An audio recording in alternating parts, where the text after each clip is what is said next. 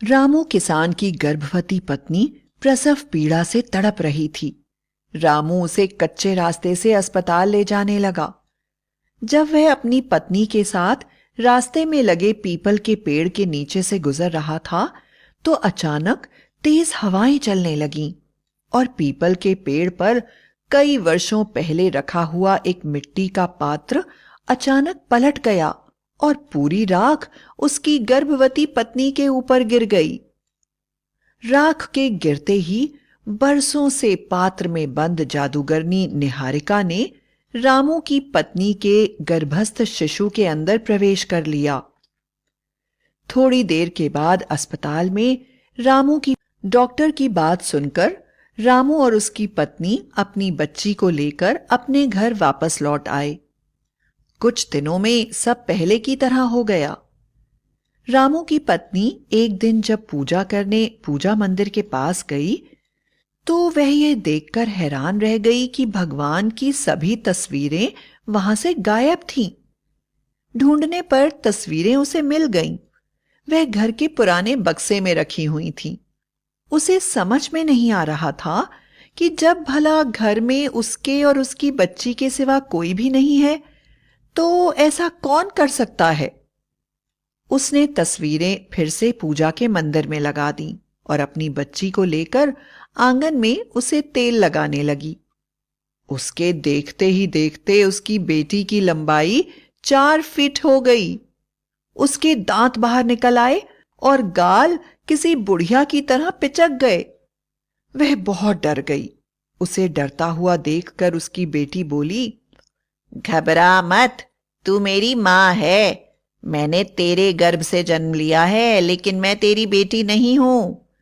मेरा नाम निहारिका है, जादूगरनी चुड़ैल निहारिका। तू मेरी मां है। जा मेरे लिए रक्त का इंतजाम कर। मुझे ताजा मांस खाना है। मुझे रक्त की प्यास लगी है। यदि तूने मेरे खाने पीने का इंतजाम नहीं किया तो मैं तुझे खा लूंगी। और उसके मुंह से बड़े बड़े दांत बाहर आ गए। उसके हाथों में एक छड़ी थी जिसमें से लाल रोशनी निकल रही थी। फिर वह हंसते हुए बोली, हा हा हा, वह गजेंद्र सोचता है कि मुझे खत्म कर देगा। अब मैंने जन्म ले लिया है। अब मैं अपनी मृत्यु का बदला लूंगी। कोई नहीं बचेगा। गजेंद्र के सारे खानदान का मांस मेरे पेट में होगा।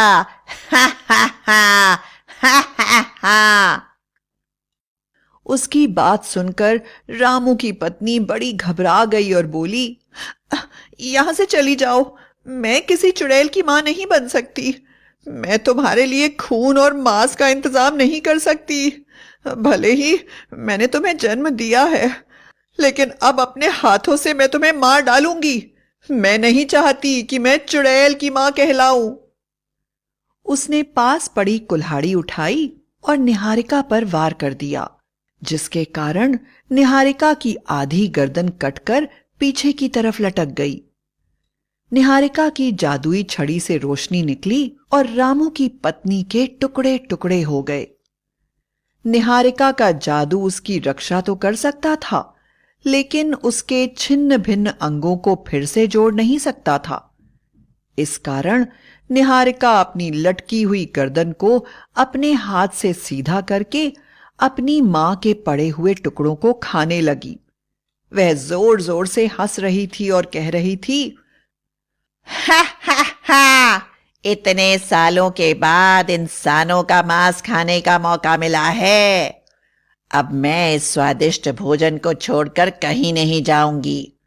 अब मुझे गजेंद्र के खानदान का मांस खाना है। उसके बाद एक एक करके मैं उस हर तांत्रिक का मांस खाऊंगी जिसने मेरे साथ अन्याय किया है। हा हा हा हा हा हा हा। तभी रामू घर के अंदर आ गया। निहारिका के इस भयानक रूप को देखकर वह वापस भाग गया और सारी बात मुखिया को बताई।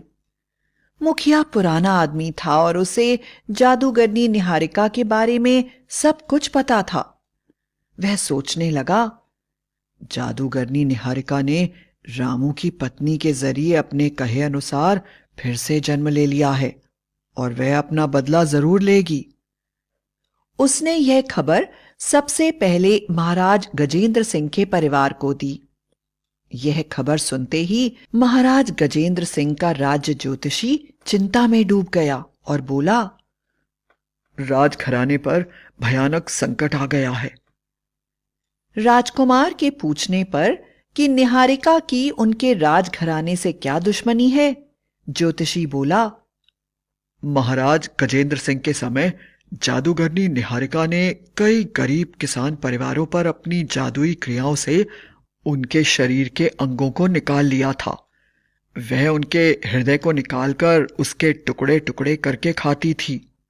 उसके अनुसार ऐसा करने से उसकी जादुई शक्तियां बढ़ती थीं। जब यह खबर गजेंद्र सिंह को मिली तो उन्होंने अपने विश्वास पात्र तांत्रिकों की मदद से उसे रंगे हाथों पकड़ लिया। महाराज को देखते ही उसने महाराज पर आक्रमण कर दिया और बोली, गांव वालों का दिल खाते खाते थक गई हूं, आज तेरा दिल खाऊंगी। निहारिका की बात सुनकर वीर गजेंद्र सिंह ने कहा कि उन्हें इस बात की कोई परवाह नहीं है कि वो उनका दिल खा लेगी, लेकिन अगर उनकी प्रजा को नुकसान पहुंचाया उसने तो वह उसके टुकड़े टुकड़े कर देंगे। लेकिन वह नहीं मानी। गजेंद्र सिंह ने अपने तांत्रिकों की मदद ली। तांत्रिकों ने बताया कि उसे ऐसे नहीं मारा जा सकता क्योंकि वह बहुत शक्तिशाली है। उसे धोखे से पकड़कर आग में जलाए जाने के बाद ही उसकी मृत्यु हो सकती है। गजेंद्र सिंह ने ऐसा ही किया और अब इसी बात का बदला लेने के लिए इस चुड़ैल ने फिर से जन्म लिया है। राजकुमार ने उस चुड़ैल को मारने के लिए वापस तांत्रिकों को इकट्ठा किया और रामू के घर चल दिए। कुछ ही दूर जाने पर चुड़ैल निहारिका ने उन पर हमला कर दिया और जोर जोर से हंसती हुई बोली, हा हा हा, अब मैं पहले वाली निहारिका नहीं हूं, मैंने फिर से जन्म लिया है, मैं किसी को नहीं छोड़ूंगी। और उसने अपनी जादुई शक्ति से राजकुमार और उसकी सेना को सांपों से बनी रस्सी से बांध लिया। जहरीले सांपों की फुंकार दूर दूर तक सुनाई दे रही थी। लेकिन अचानक ही वहां पर राजकुमार का दोस्त गरुण राज प्रकट हुआ और अपनी सेना को आदेश दिया कि सभी सांपों को खा लो, और देखते ही देखते सभी सैनिक मुक्त हो गए। भयानक युद्ध हो रहा था। जादूगरनी निहारिका दुगनी ताकत से अपने चालाकी भरे जादुई हथियार इस्तेमाल कर रही थी।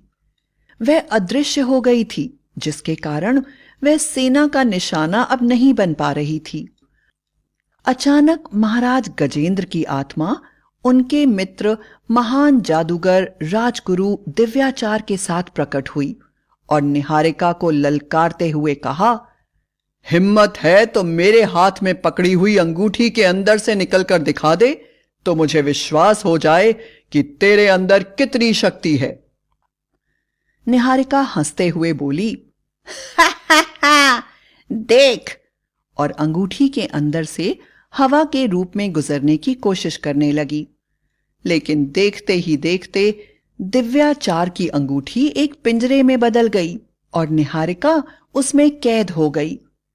निहारिका जोर जोर से चिल्लाने लगी, धोखा है, हमेशा मेरे साथ धोखा किया है, मैं किसी को नहीं छोड़ूंगी, मैं इंसान की जाति को मिटा दूंगी। दिव्याचार ने कहा, मैं तेरा गुरु और महाराज गजेंद्र का दोस्त हूं, अब तू हमेशा के लिए मेरे साथ चल और मेरे घर में तोते की तरह रहे। वे निहारिका को लेकर महाराज गजेंद्र सिंह के साथ गायब हो गए और उसके बाद निहारिका कभी किसी को दिखाई नहीं दी और सभी लोग खुशी खुशी रहने लगे।